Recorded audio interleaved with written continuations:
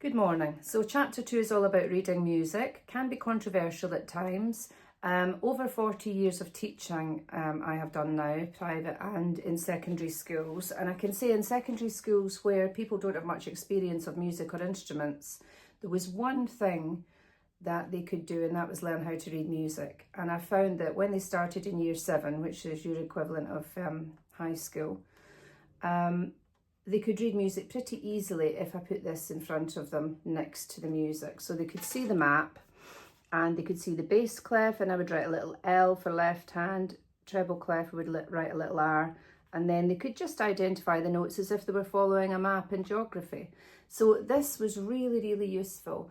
Not so useful was telling them every green bus drives fast, because it was a difficult concept to say, right, there's 5 lines and you can go every green bus drives fast. Lots of people do this, so I'm not knocking it, and I did learn that way.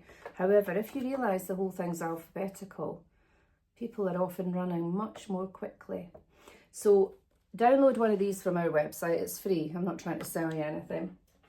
And then fill in chapter 2 in this book.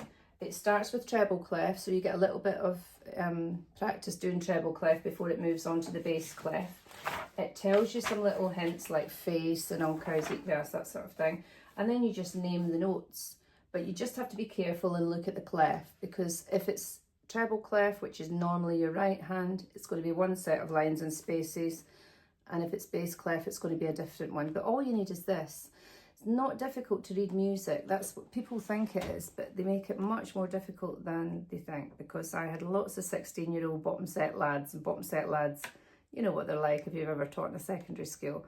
They're up and out their seats a lot, but they still really enjoyed being able to work out the note and play it immediately. And you can as well. It's really simple. So just try chapter 2 in the grade 1 book, see how you get on. Comments below. If you've got any thing that you're stuck on, just write in the comments and I'll explain it at another video. Okay? Enjoy.